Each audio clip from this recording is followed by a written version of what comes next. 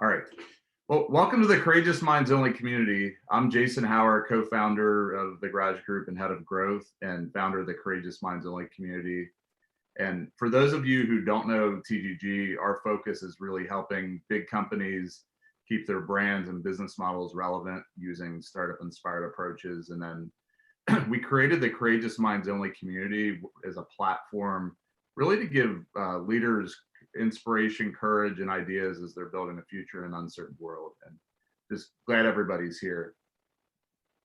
We used to do these events in Chicago and New York, probably exclusively, and impacted thousands of leaders. And it's been really cool to open this up virtually to where have pretty great representation across the U.S., but then a pretty strong global audience as well. So just excited for everybody to be here.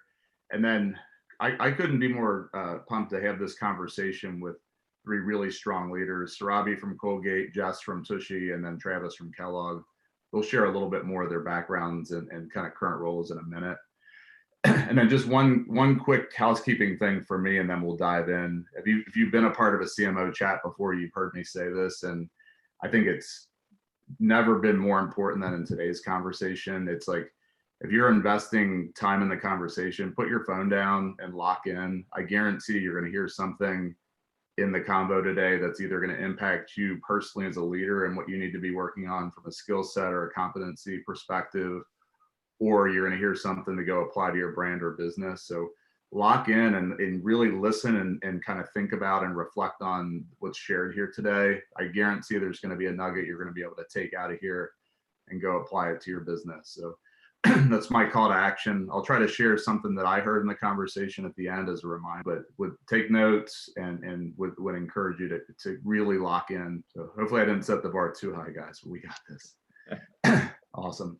Well, before we dive into the substance of the conversation, I think it would be awesome for the audience to get to know the three of you a little bit in terms of just high level background, current role, and then we always love to ask in Courageous Minds Only fashion, what's a time in your career where you have to really leverage courage to push an idea or an initiative forward? So, Jess, you want to kick us off? Sure, happy to do so. Hey guys, I'm Jess Khourie. So my quick background, I spent about 9 years at Procter & Gamble. I actually started my career in finance, spent almost half of it there and really kind of set the groundwork on that side before moving into brand, where I spent about 5 years. I always say I had the privilege to work on the iconic Pampers, learned a ton, got to have a lot of great experiences, but probably the key one was getting to design and launch their first move into the natural space. And it was a digital led design and activation. Following that, I kind of got the bug for digital design and I decided to leave Procter & Gamble and go out to Silicon Valley. So I spent about a year out there working with startups, in particular the cannabis industry. So got some exposure to that arena. And then I migrated back to this side of the country, the East Coast, where I first spent some time Reckitt actually, and helping them build out their whole e-commerce division, specifically in the innovation space, prior to taking on this current job that I have, that I kind of feel like I hit the jackpot, which is the CMO for TUSHY. And for those who don't know TUSHY, it's a modern bidet attachment company. So they're really disrupting the bathroom category and had a nice little spike last year thanks to the TP shortage. And so, yeah, I've been here for about 5 months and just taking it on full force. And then in terms of your career, where obviously it sounds like a lot of courageous jumps, but like as you were building and adding value, where have you had to be courageous? Honestly, I go back to that. I still remember even the meeting, the pitch I made to P&G leadership to design a digital first, digital led brand in Pampers. And it was in response to everything I was seeing in the direct to consumer environment and the disruption they were creating and bringing into the baby care category. But it really required a new way of thinking beyond product design. It was our marketing choices, our communication choices, our team staffing, et cetera. And so I think that was my first big, bold move that also then led to me kind of jumping into digital from that point on in my career as well. Awesome. Travis, you want to jump in, man? Sure. Yeah, like Jess, I think I've got a fairly diverse background. I started my career up in Minneapolis working for Target.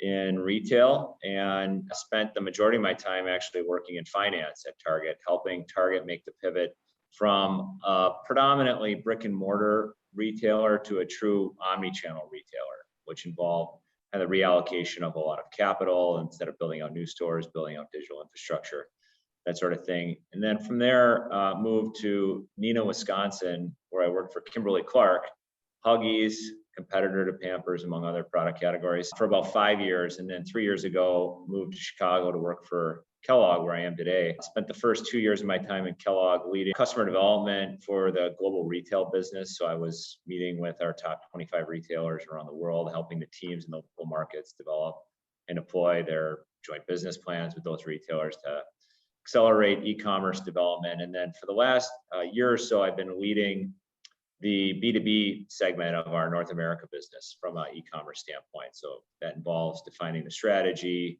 hiring the team, and executing against all the things we said we're going to go and accomplish. So I think, on the point around courageous decisions, I think, one, from a career standpoint, every one of those jumps has involved a fair amount of uncertainty. Leaving Target, a place where I felt very well supported, and moving into CPG, which is an industry I didn't know anything about at the time, in a new city, very different than the one that I'd been living in. And then moving to Chicago for Kellogg again, I felt very well supported at Kimberly-Clark. It was all in the spirit of trying to kind of expand my bubble, if you will, and gain experiences in different domains. So I think from a career standpoint, each of those has involved a fair amount of courage and friction, in the short term. But the long-term benefits of those kind of moves, I think, can be substantial. As far as like inside of the organization, I have this like distinct memory of sitting in a conference room at Target back in 2010. Black Friday used to be, it's becoming less influential, but it used to be a really big day, as many people I'm sure on the call know, where all the executives, the top 500 executives at Target, would go out and kind of shop at Walmart, and they'd go to the Target stores, and they'd all take pictures of what they were observing. And then they'd email those pictures in, and somebody had to aggregate all the pictures, and there'd be like a debrief 3 weeks later on all the things that we learned. And, I was sitting around in a part of the organization that was focused on implementing collaboration technology, and thought, this is right at the time where all the senior leadership had been armed with new iPhones, which was a huge deal at that point. And Yammer had just come out. There was a competitor called SocialCast at the time. So, we thought, why don't we create a branded experience where we invite those 500 leaders into this community, and they can share in real time what they were seeing, create a dialogue. And I think, there was a lot of hesitation at the time around, will the leaders know how to download the app? Are they going to know how to use it? How do we, not make them feel vulnerable? And, I really advocated hard that this was kind of an opportunity on a reasonably safe scale to do something that could be transformative. I mean, if you start by kind of reinventing yourself from the inside, that starts to reframe how you might think about using this type of technology to engage with consumers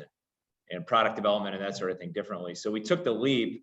And I remember the day we sent the email out to everyone, thinking I don't know how this is going to go. This is either going to be a home run or it's going to be an embarrassing strikeout. And it went off magically. And it was sort of a pivotal moment for me to see, if you're willing to kind of take some risks, the rewards can be tremendous. I think it's easy to conceptualize the downside. I think it's in all our interest to think a lot about what the potential upside could be.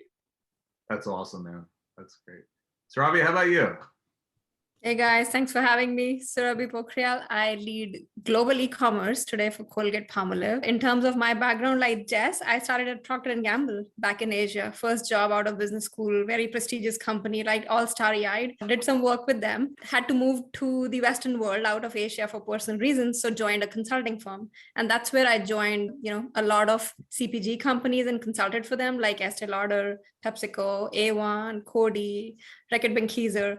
And I think I learned my chops on digital marketing and e-commerce specifically, and really fell in love with the area, right? There is no 2 days in e-commerce which are the same in your category or other categories. And that's something that truly excites me. And that's the adrenaline, I think, that keeps you awake and hungry to keep learning. So I really enjoyed my consulting stint, joined Johnson & Johnson Consumer about 4 years back, spent 3 years with them, did some very, very interesting, disruptive kind of work with them, especially through COVID. And about 6 months back, joined Colgate-Palmolive as global head of e-commerce. One of the big reasons for joining them was I have never dabbled in pet care. So like Pampers and Huggies, pet care and some categories are just meant for e-commerce. They're just meant for digital. Nobody wants to lug a 50-pound kibble from Costco, right? They likely want to do subscribe and save and keep it going. So that's my background in digital. And in terms of courageous things, Jason, I want to believe that all of us folks who work in digital and other areas have these shiny moments of courage every single day. So it's hard to say what is the right moment to be shared with this group. But most recently, what comes to my mind is early in COVID, Q1 2020, we realized that there was some data to suggest that when people go on Amazon, they go to buy, not to shop. So they are completing their transactions in 3 minutes or less. So we were like, oh, if that is happening, our content on the retailer side should be compelling. I cannot show a Neutrogena bottle with just 5 sides of the bottle and assume that to be compelling. And there was a lot of back and forth. And like Travis did, we armed a lot of executives with their phones and say, use the 6-inch device that's glued to your hand and go be an auditor. Look at our content across sites. Look at our top SKUs and how they look. And lo and behold, we found some of our top SKUs for the 90% of the time just had 4 sides of the pack. And we were like, is this compelling enough for the consumer to convert on our retailer sites? And we did some analysis and proved the hypothesis, but it was hard to push simply because we were getting fantastic content scores from our retailers. So when things are perceived to be working well and you're getting good scores, but we started challenging that we are not doing content for sufficiency, we are doing for efficacy. And your 100% score on content doesn't really matter. So that was a big movement that happened. And till today, I have colleagues telling me everybody and their puppy is doubling down on content. And that became, thanks to COVID, that accelerated even more. I love that one too. That's great. All 3 really great examples, great stories, and all 3 courageous leaders here. This is awesome. So let's dive into the content. I think like the obviously like very, very strong backgrounds, and you guys are in the arena right now just doing it too, right? So it's just timely. Our conversation today is competing in a digital first world. And I'm curious of like, what does that mean to you in your context or just in general? And what does it mean is COVID has accelerated things? We're literally competing where digital is baked into everything we do now. It's not an option of like, do we have a part of our business that's digital? It's literally becoming baked into everything that we do. So what does that mean to you guys? Surabhi, you want to kick us off? Sure. I'll start with a use case example that I saw as a consumer, and this might resonate with some of you. I was walking the aisles of Costco to do grocery trips, and I saw a giant Casper product, the mattress, the digitally native product, sitting on the Costco shelves. On the package printed 40,000 reviews from Amazon, Google, and so on. And that was such an eye-opening, such an obvious thing for me to see as a consumer, as a digital person, that how can Costco allow that sort of packaging and Casper being disruptive enough to utilize another retailer's social proof, that is ratings and review, and put it on their package and sell it on the shelves. So whatever we have spoken pre-COVID about the world being phygital, physical plus digital coming together, I think that was an eye-opening moment for me. And I see more and more brands doubling down and culling the divide, like not saying it's digital versus physical, it's digital and physical, and you cannot ignore it anymore. So I call them pivots that have sort of become permanent. Travis, Jess? Go ahead, Jess.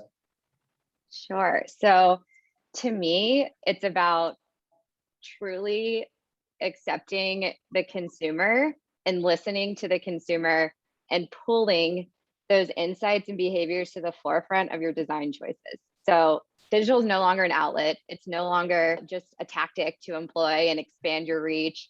It is genuinely created new ways of thinking, new behaviors, new pathways. So I really try to hold myself accountable to these new ways of operating and the expectations associated with it from the consumer mindset. So whether it's product, messaging, content, outlet choices, we have to rethink how they are processing and interacting with our brands. And so I also, kind of harp on this with my team a lot, and it's not an audience thing either. So I hear all the time from companies and leaders that TikTok, as an example, is for the Gen Zs. And so I don't need to worry about it. But I'm pretty sure that's what everyone said about Facebook when Facebook came out. And now look, it's the biggest platform to sell to boomers. So I think it's constantly challenging your own thinking and barriers in your way to truly be consumer first, because this is the first touch point, whether they're going to end up buying on digital or in retail, that you can now start building that relationship. And then I would add to that and say it's going to be the brands and the leaders that think 10 steps ahead and start taking actions against that while they are maintaining the consistency and continuity that they need on the day-to-day. And I want to highlight Reckitt for a moment, because I believe that they did a phenomenal job of, 3-4 years ago, prior to the pandemic, they made the choice at the leadership level to staff a dedicated e-commerce business. They knew that that was an arena that they had, to develop their expertise and accelerate if they wanted to win. And so they, staffed a full multifunctional team, brought in expert e-commerce talent, and they were positioned very well for when the pandemic hit. They already had a performance marketing engine built. They already had a content machine for the e-commerce shopping occasion. And so while Lysol in and of itself was going to boom, they were able to make major share gains by having the foundation set. So I think it's that yin and yang of really staying true to the consumer, but also taking that operational risk and foresight of acting towards it. Travis? Yeah, I think there's maybe two ways to think about it. There's the enterprise context and then the individual context that we should be kind of reflecting on. From an enterprise standpoint, I think it's critical that organizations sort of step back and reevaluate people, process, tools, and really just the overall strategy, and get a clear understanding of structurally what's changed and what's going to be required to compete in a digital world. I think Jess was just talking about like the commitment to stand up a digital and e-commerce team. Oftentimes what I see, and I'm going through it now on the B2B side of our business, is, they brought me in, I've got 3 people, and oftentimes everyone else in the organization sort of like anything that's digital or e-commerce goes to the digital and e-commerce team. And while I think these teams that are stood up can be effective at catalyzing the organization to transform, I spent a lot of my time with the senior leadership team sort of influencing this idea of like, it needs to permeate everybody's role. Like all of our job descriptions need to be rewritten. If you're a marketer in a digital world, you need to understand the implications of content on some of these platforms. You don't farm that out to a SWAT team of e-commerce experts. And that sort of transformation can take a while. And then individually, I think for those of us on the call, it's about kind of recognizing these inflection points before they hit. COVID is the great accelerator, but you could see that trend coming even prior to the pandemic starting. And I think developing a new set of muscles and skills to compete in a very different world than perhaps what you've been rewarded and promoted to do in your previous life is something that is counterintuitive, but I think is also what differentiates people that make that pivot successfully from those that don't. Trevor, let's dive into that point a little bit more, because I think it's so easy as leaders, whether you're on the consulting side and or you're running a brand or a business, to be heads down executing kind of in the frame that you've mastered over the past couple of decades, right? And a lot of what I'm hearing all 3 of you share is like, we're fundamentally playing a different game. I know, Travis, in our conversations, you use that as an analogy all the time. Like, let's dig into that a little bit more in terms of specifically as leaders, they're playing a different game. Like, how should they be thinking about whether it's brand building or running their businesses with this digital piece in mind? Obviously, the consumer velocity is there. A lot of the behaviors are changed structurally. They're permanently changed. The digital stuff, Surabhi, you're starting to talk about. Like, so from a brand leader perspective, how should we be thinking about the world now in terms of like how we even just kind of lead day to day and work day to day? Yeah, I can start. Yeah, go ahead, Travis. Start.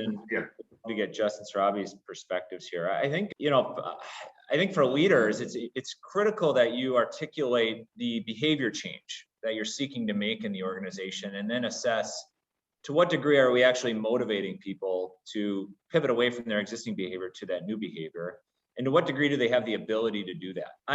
When I was at Target, Target.com was like the land of the B team at the time. That everybody all the way up to the CEO of the organization had come up through the store environment. You know, it's very clear that that's where the stars were born. If you were going over to Target.com, it was like, what are you doing? You had to be willing to be misunderstood to a certain extent going into that arena. And part of it is like the organization wasn't incentivizing top talent to move over there. So the motivation for the rest of the organization wasn't there. You know, that's just an example for leaders. I think individually, like in my case, I think, you know, being willing to be vulnerable and recognizing like a lot of what we're talking about now, there's no precedent. And if you've been promoted for being really good at a certain skill set for a long time, it's hard to make that pivot. If you're a baseball player and you're an all-star, and now all of a sudden the market's rewarding basketball players, you should go out into your driveway and start shooting free throws now before the market changes. And in my case, just on an individual level in food, seeing how influential Instacart, just as an example, has become as a platform. I'm a registered Instacart shopper. I'll go out and I'll field orders just to understand the perspective, given the influence of that particular platform in the supply chain now. It's really important that, you know, me as an individual, I'm experimenting not only with shopping for our products in these platforms, but actually using them day to day. I love that. That's a great example. Jess, Robbie? I can jump in. I think to me, it's been more of a really seizing the moment on brand building and how digital can support that. And that's been the eye-opening journey I've been on, which is, you know, it's so easy to fear change, but change yields lots of new opportunity for you as a leader. And I think the leaders who seize that and understand that are going to, again, separate themselves from the pack. Coming from P&G, I mean, again, I got exposure to some of the best brand building in the world.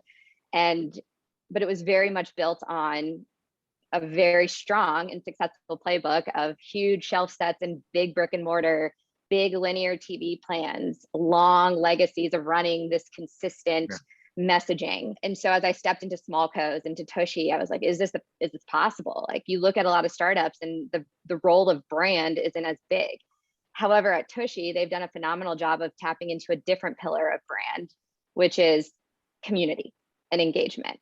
And they've really owned the organic social stratosphere of saying, how do we build this cult following around bathroom behavior? And no one's doing it. It's white space in many ways. And so, you know, when I got to step into this role and trust this different way of thinking and this different way of developing your brand ethos and using it to connect with consumers, it's working. And so that's the thing that I would say I would encourage people is, you know, just because it's different doesn't mean it's going to be wrong or hard. It's just accept that and seize it and trust it and trial it out. I'll add a quick sentence to what Jess and Travis said. I love the way you speak on change, Jess, right? What comes to my mind is change is inevitable, but the growth is optional.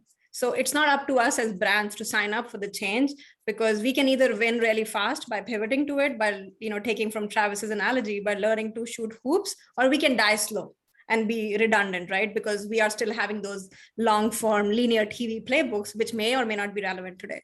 So my big learning personally is, leaders or not, you have to stay intellectually curious at every single moment and intellectually humble, because what you believed 6 months back, 2 years back, will likely be disproven, and be okay to give up that baby and say, this was true 2018, it's not true anymore, and move on.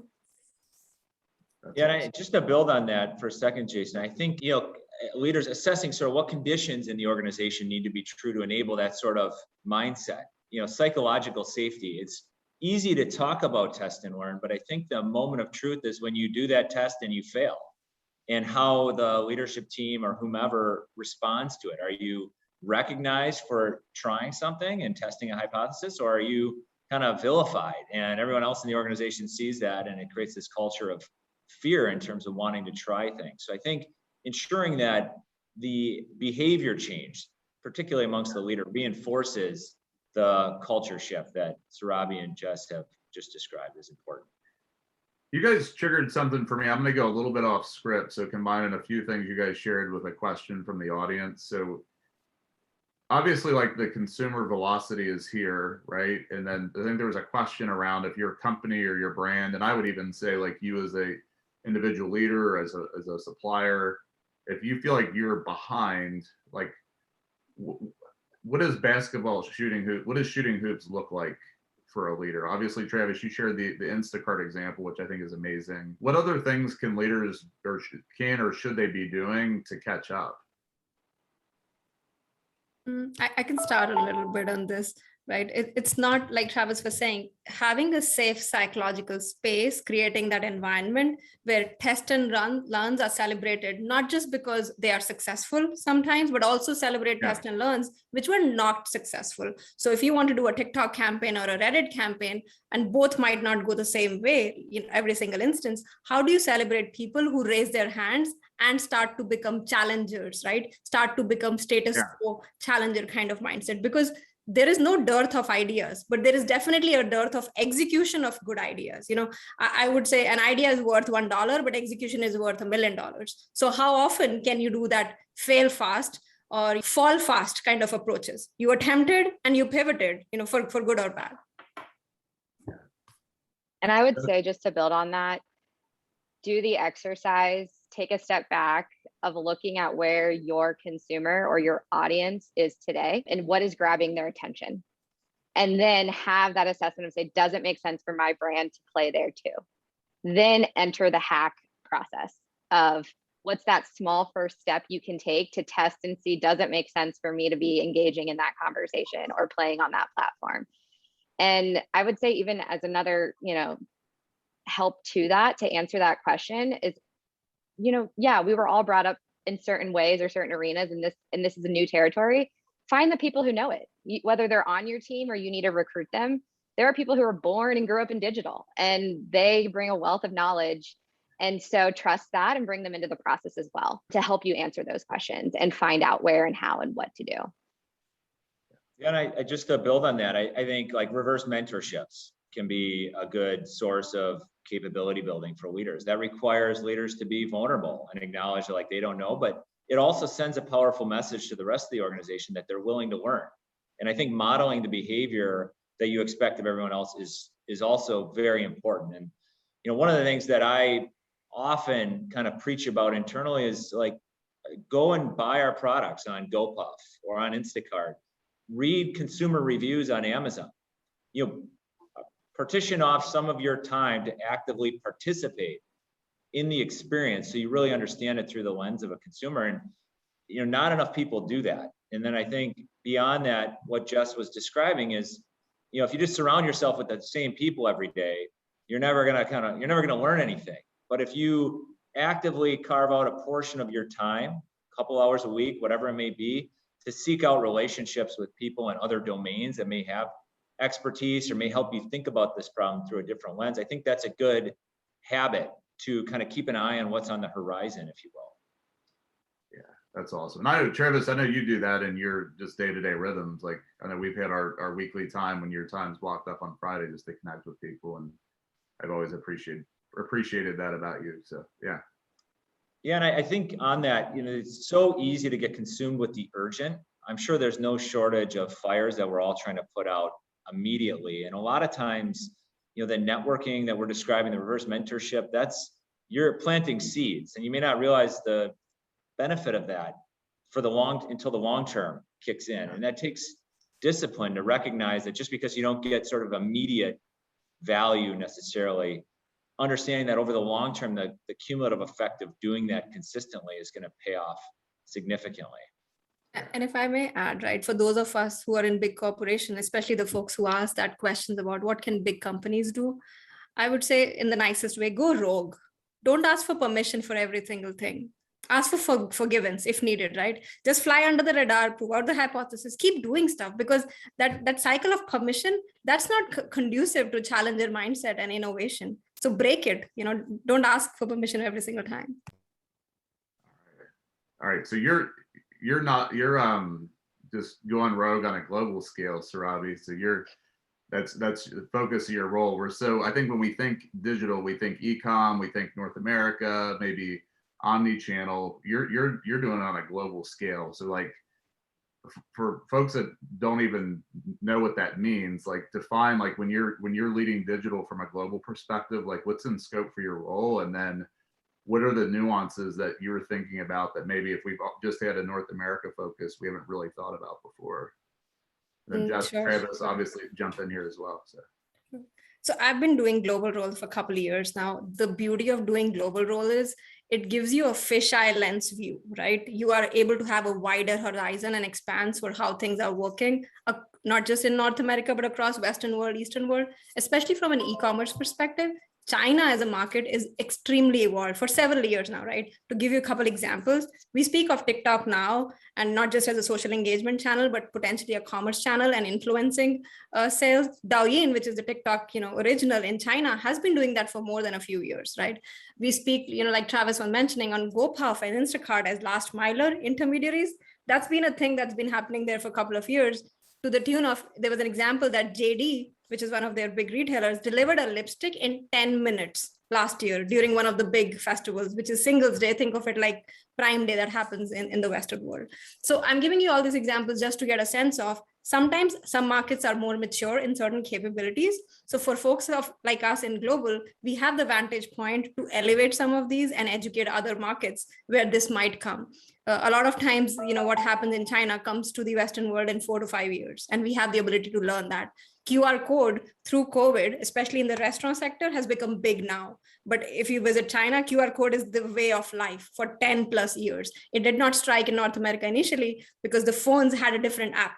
Now your camera can scan the QR code, and right from Taco Bell to everybody else, you can do a lot of business with QR code. So I think having a global perspective really helps. I would say even for folks who work in North America and do not have a global role, sign up for podcasts and ways of learning what's happening in non-North America markets on these things, because there are so many similarities and so many dissimilarities that you can potentially bring to your business. So Robbie, I can totally relate to your advice and your guidance, especially as a startup that's primarily selling in the US. While we might only sell here, we do hold ourselves accountable to be leading the pack on our marketing efforts, on our digital efforts. We want to be the cool disruptive, what's the new way to get our message out there, the cool new way to send out content, work with influencers, whatever. And the Asian market is honestly a role model for us. I have all my marketers constantly looking at what are they doing. It's not going to be a copy paste, as we all know, but they are pushing the boundaries a lot more. I mean, they're getting influencers to cash in $60 million revenue days. Like, it's insane. So, how can we be exposed to that and glean the necessary learnings to trial and test here and stay, at the forefront and lead the way on our digital efforts? So yeah, even in the small company context, the global perspective plays a huge role. So great point. Travis, any builds there? No, I just echo what both Surabhi and Jess have just shared. I think it's easy if you're sitting in the US to think, Amazon is the most innovative e-commerce company in the world. And when you look at the platform like Alibaba and what they've done, they're multiples ahead of where Amazon is. And for years, South Korea has been the most highly penetrated e-commerce market. So I think recognizing what you can learn from more developed markets and then figuring out, given the cultural context in which you're operating, what you can sort of scale and apply in other markets is a great best practice for any global company or even any domestic company that's trying to stay at the forefront of innovation. Travis, back to you here.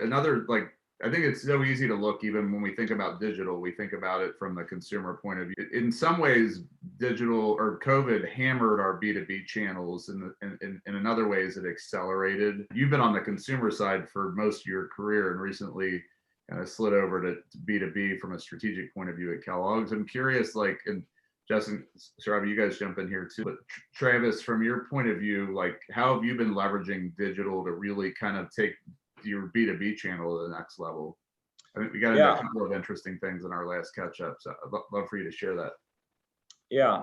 And interestingly enough, in food, away from home consumption has contracted during the pandemic for obvious reasons. Restaurants have been closed. Kids aren't on college and university campuses, but e-commerce penetration has grown. And the thing I think that isn't well understood, even within our own organization sometimes, is B2B online penetration is significantly higher than it is in consumer retail. So double digit now as a percentage of our sales are coming through e-commerce on the retail side. When you look at what Cisco Foods and US Foods and others are saying, it's as high as 70% of our sales are occurring on their digital platforms. So on the one hand, the infrastructure of the B2B environment is pretty antiquated. It is in a lot of ways where the retail environment was 10 years ago. So just trying to get images of our product onto these platforms is an enormous endeavor. On the other hand, there's an opportunity for us to leapfrog. As an example, there's 150,000 convenience stores roughly in the US. Many of them are not associated with big chains. They're independent bodegas or whatever it may be that historically would have been cost prohibitive for us to call on. We're now able to leverage AI and machine learning to ingest sales data for all of these convenience stores and make assortment recommendations based on cohorts that we would place them into. So as an example, Jason, if your store looked a lot like Jess's and Jess was having success carrying one product that the data suggested you should be carrying and aren't today, we can make recommendations automatically, using technology to do that in a much more scalable way. So there's, I think, a lot of opportunity to take advantage of all the disruption to establish first mover advantages if you kind of can overcome some of the internal challenges that often get in the way. Yeah. Very interesting. Yeah, and I think it's that's eye-opening to me too, because I think like it just feels like there's so much opportunity there, right? So I just would encourage leaders, particularly on the B2B channel, like understand like what's happening there and how can you leverage digital, whether customer experience, recommendations, et cetera, how that could be stronger. I have like two more questions I want to ask, and then I would love to dive into the Q&A. We already have some really strong questions coming in. Would love to hear some additional questions, and we'll weave them in. Two quick things. One is, we've talked a lot about where things are now and how teams need to catch up. And I think one example was like, let's look at China for what's next in Asia, but like, where do the three of you feel like things are going next? Like, what's on the horizon as you start to kind of think about, what do I have to do now to keep my brand relevant in this emerging context? Jess, you want to jump in there? You look like you're ready. Sure. I think about this a lot, especially being in the direct-to-consumer world and facing some immediate headwinds with iOS 14 update and losing some of my great access to data. But I think first-party data strategies are going to be critical for the direct-to-consumer environment, especially as Facebook and Google, with their change in the cookie world coming soon too, is, we've gained all this, we've made all these strides on how we've leveraged data to inform our consumer journey, make it more effective, drive higher conversions at lower costs. And now we're losing all that access. And so how are we going to play and stay competitive, and really kind of going back to our foundation, which is, our site, our experience, all of our first party data that we can access to really still enrich in our consumer experience. So that's like more of our pressing immediate need that we're still like in the thick of. I mean, this thing just got pushed a month ago that, I'm looking at leaders across the industry in the digital space as we're all kind of navigating this and trying to figure out the best path forward. The more aspirational side, though, that I'm hopeful for, and that I think is more relevant from a branding standpoint, especially in the consumer space, is, we all know tech's not going anywhere, innovation's not going anywhere, it's not going to slow down. But how can we start building a more empathetic experience? With all of these advancements in AI, AR, VR, et cetera, that still feel probably very distant and futuristic to many of our companies and brands.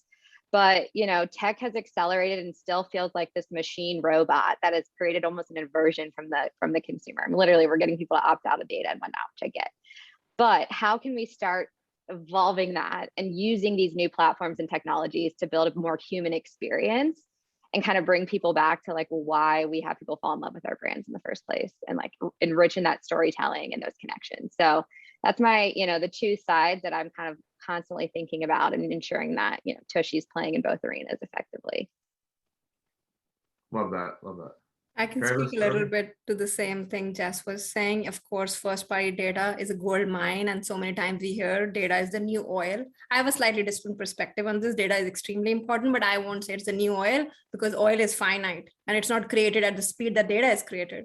All the conversations we are having, all the finger falls we are having on the phone, every interaction is data being created. So we have more data than we have oil for sure. We just have to be conscious as brands. How do we aggregate it, assimilate it, and do something that's of value to the consumer? right? And my silly analogy I'd make, internally all the time, we are not squirrels gathering acorns. Squirrels gather acorns have a purpose, right? For fall and winter as food. We as brands should be purposeful about this data gathering and the value exchange that we do with the consumers. And maybe we would do a media campaign that's relevant to the right demographic. Maybe we did them coupons and promotions that's relevant to them. But let's not go all blind into data gathering without a clarity on purpose. So that's something I'm extremely passionate about these days. Yeah, and just to build on those points, I think there's a lot of conversation around data, and I think the fundamental problem we have now is not the absence of data; it's actually mining the data, extracting insight, and taking action on it, and consolidating that supply chain of moving from data to insight to action. A lot of companies, the influx of data is paralyzing in a lot of ways, and it's not enough just to have the data or the tools. I think you really need to be thinking about what's sort of the talent that you need to effectively take advantage of the data. What are the processes that you need to be thinking about inside of your organization to harness the power of what this data can do for you? And just to get very specific, we talk a lot about marketing and sales kind of being disrupted by digital. I think other domains are going to be increasingly either impacted positively or negatively. So think about R&D as an example. One of the things that we're trying to do more of is harnessing all the search data that we're ingesting. Imagine if and we know this, what consumers are searching for in terms of ingredients, product offerings. If we had been more skilled at doing that, years ago, you would have recognized in our case, like the keto trend. You could see very clearly in the search data, trends for things like keto snacks were growing exponentially, albeit off of a small base. And that can then start to inform potential R&D hunting grounds for you to experiment with creating offers. But that's a very different way of thinking about product development, I think, than many organizations are accustomed to. But it's one where you're getting sort of first-party data from the consumer on exactly what it is that they're interested in. I love that. Yeah, that's great. All right, let's dive into some of these questions, and I'll hold my last one for the end. We got a really good hot one coming in here from Devin, but everybody else kind of jump in here. Apart from your business, which is obviously in your brand, that's obviously doing pretty well. Who do you feel like is doing digital exceptionally well? Like who do the three of you look to as mentor brands and companies that you're learning from? Beyond just like I know we had shared kind of the Asian market was a hot one we're learning from, but one of the sectors that's not exactly CPG, but has evolved really fast in digital are QSRs, quick service restaurants. So Domino's has prided itself saying for years, we are not a pizza company, we're a pizza delivery company, right? You might remember the Domino's for Potholes campaign and all that good stuff. So I really respect how McDonald's and Domino's and Taco Bell and Panera Bread are truly pivoting to double down on digital. You'll be amazed. 50 to 70% of their sales come from digital today. And that number is rising super fast. And that may not be intuitive, but that's one category I respect. A brand that immediately came to my mind is Peloton. I think beyond just the perfect fit from what the problem they were solving during the pandemic, bringing in, a more effective workout solution to people's homes when they were quarantined, the brand and the community aspect they built around it. I mean, they really doubled down on building this following around the Peloton ethos and then connecting it into social so that they had a very seamless experiential brand, from this high of working out and the reward of doing it to the community that engages with you day to day or week to week in whatever cadence. And so seeing that brand just go through the roof from that really specific focus on the emotion behind the experience and the following associated with it, I think is inspiring for a lot of small brands who can play in that arena with their storytelling and community engagement.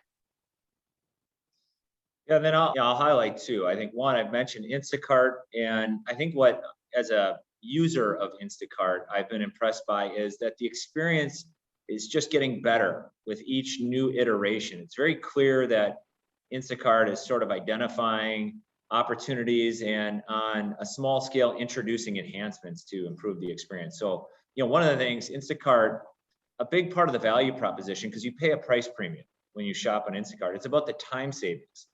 And at the end of every checkout on Instacart, they do a great job of reminding you how many hours that you saved shopping on the platform. And that like, I think is fantastic.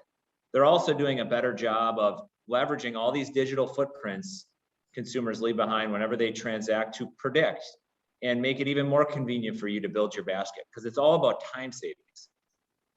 And on the other end of the spectrum, there's a company, picking up on the keto opportunities, digitally native brands, whether it's TUSHY or others, that aren't plagued by like 120 years of legacy ways of working. When you search for keto snacks, there's a company called HighKey. HighKey, as far as I can tell, didn't exist 3 years ago. And I think has done an unbelievable job of identifying, okay, these are keywords that consumers are searching on. How do we optimize our digital content such that we're the most discoverable proposition? And now when I go into Costco, I see they're in physical distribution. So they've done the reverse. They've started off as a digitally native company and have expanded into physical distribution. And I just look at kind of how they've introduced their products to market, and it's been very impressive. That sparked another one for me, which was Blue Land. I don't know if you all are familiar with Blue Land, but it's another direct-to-consumer start. And the founder there just tapped into a very obvious insight, almost common sense in some ways, which is, the waste from shipping water in a lot of cleaning solutions. So that founding team did a phenomenal job of really designing for the digital e-commerce experience of reusable packaging, not shipping water, and having these refillable cleaning solutions that you just get into the monthly cadence of doing. And you get the right, which is hard to tap into. You meet the need for the consumer, giving them a great product experience, but you also deliver on the convenience and the sustainability that often we face in the e-commerce digital space. So that's another one I would keep my eye on and watch what moves they're making, because they are very ahead of the trend in that space for sure. Another question that came in, I'm going to ask it a little bit of a different way, but probably hitting on what the intent was. Imagine like there's a top 10 list of resources around e-com and digital, like what's on it, whether it's like in terms of thinking about you, just even your journeys of learning, whether it's podcasts, news sites, blogs, thought leaders, conferences, like somebody's trying to get started learning about e-com digital or wants to kind of be in the know, like what should they be listening to, reading, kind of diving into, who should they be listening to? I'll go with my fan favorite, Gary Vee. I think his style too is very challenge status quo, move fast, break shit. Like he is very thinking, not just 10 steps ahead. He's thinking like 2 years ahead. So like, I would say he has a lot of great insight. And I think the way he delivers it too, he really breaks it down for people and helps you find what's that digestible first step that I can action for myself. And so he's got podcasting, he's got YouTube, news channels. I think that's a good person that I would go check out. I'd add to Gary Vee for sure. And someone else who's equally provocative is Scott Galloway. A lot of you might be familiar with him already, but he does a bunch of podcasts, Pivot and Prof G, and he was the owner of L2, which got acquired by Gartner. I would say the good news is, unlike pre-COVID, you do not really have to subscribe to all the major events. Like you should go to CES and grocery shop and shop talk and all of that. You should still do that. But there is so much free material and good podcasts, right? From in the e-commerce space, especially, I'll call out Brave Commerce, Unpacking the Digital Shelf, and a couple of others. I'm not a book reader anymore through COVID, but there are apps like Blinkist, which are fantastic summary apps for business books. So those would be a couple. Yeah, I was going to say Pivot as a podcast. That's one that I listen to. Kara Swisher and Scott Galloway. I mean, he's written a number of books and really has a command of the space that I think is beyond where most people are. So and Gary Vee is great as well. Anything Salsify's putting out, that can be a great resource. They have a lot of content. They've got the Digital Shelf Institute as an opportunity to tap into. And then, I think as, one thing is to study it academically and listen to others, but I just come back to, I think what we were talking about in the beginning is there's no barrier to participating. So actively, like there's nothing that's stopping any of us from going and setting up some Facebook ads today. We could do that in the next hour if we wanted to. So I think, shopping on sites, setting up an Amazon Seller Central account, like just experiment with it. I think that's going to be as good a source of learning as, any podcast or book that's out there. Awesome. Great suggestions. All right, like one last question we'll end with, maybe wrap a minute or two early, some of you guys are busy. What's the one, if you only have one thing to tell a leader that they need to do kind of to move forward in this new world as it relates to digital. Like what's your number one piece of advice? Travis, go. Yeah, I was thinking, I don't know if it's a leader or just an individual characteristic that I think is increasingly going to be a differentiator, but like one of the things I know I always look for when I'm looking for people on my team is initiative. You know, you really need people that are proactive, that are willing to go out and take initiative to kind of push against the status quo. Otherwise, it's just going to keep rolling. And I think equally as important characteristic is courage. You know, when you are challenging the status quo, even if you don't think you're doing that, it isn't going to be smooth sailing. And you're going to be met with a lot of resistance, and having the sort of resiliency and the courage to continue pushing forward in the face of that adversity, I think those are just important character traits, I think, to be successful in this environment. I'll just plus one that, Travis, with cheese on the side. I agree to both of the things you said. I would say courage, bravery, initiative, but also realizing that standing still is going backwards, right? We cannot watch the momentum flow through our eyes and say, let's see what happens with TikTok. Let's play it out. There is no time for play it out, right? So there's not really an opportunity to stand still and watch. You can either ride the tide to a certain degree, sink in it, or you can build your boat and really enjoy the momentum. So start building the boats, which requires the courage and initiative that Travis spoke to. And, you know, again, I'll repeat, don't seek for permission every single time. I love that. I'm such a proponent of ask for forgiveness. Just to build on that, I know throughout this whole chat, we've talked a bit about like where to start in some different ways. So assuming you have your plan, the one thing I would challenge you all to do is reframe failure. Like reframe failure, because even whether you're in a big company, small company, we talk that a lot. It's kind of buzzwordy of like, you know, celebrate failure, but like, how do you actually operationalize that? I mean, even on my disruptive startup world, my team still will get down if a piece of content doesn't perform, or if we try something on TikTok and it just tanks. Failure is hard. So how can you as a leader shift the narrative around it? And so something that I've been practicing that I encourage others to consider is like immediately, if that failure happens, it's truly it's like shift the language to what do we learn? Cool, now we got that out of the way. It's like checking a box. It's like a to-do list of like, cool, now we know we don't have to do that. Let's think about what we had to eliminate to get to the breakthrough faster versus perfection out of the gate. And so I think really holding yourself accountable, keeping that like positive, optimistic energy around trial and error, and then championing and building that up in your team. It starts small, starts super digestible, and then let it build from there. And you'll start seeing the thinking change from that too. You'll start seeing people come up with bigger ideas, bigger things that they want to, you know, place a bet on. And so trust that process and take a stab at it is what I would say. Fantastic advice from all three of you. I can't thank you guys enough for an amazing conversation. So Travis, Jess, Surabhi, thank you so much. For the audience, as I was talking about before, I think the thing I'm taking away is just go get my hands dirty. Like whether I'm going to deliver Instacart or ads or just get out there. For the audience, I would encourage you to think through, there's so much good content here. What is the one or two things you're going to take away from this combo and go do? There's so many tangible like examples. So I would just encourage you, don't just think about it, jot them down and then say tomorrow, what are you going to go do and go make it happen?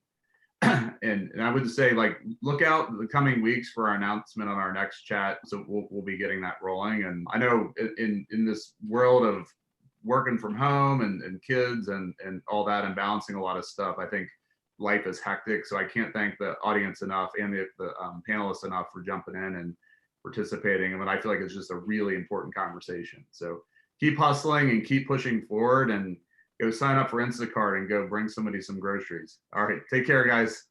Thanks for the opportunity. Yeah. Thanks for being here, guys. Thank you. Thanks for having us. Bye.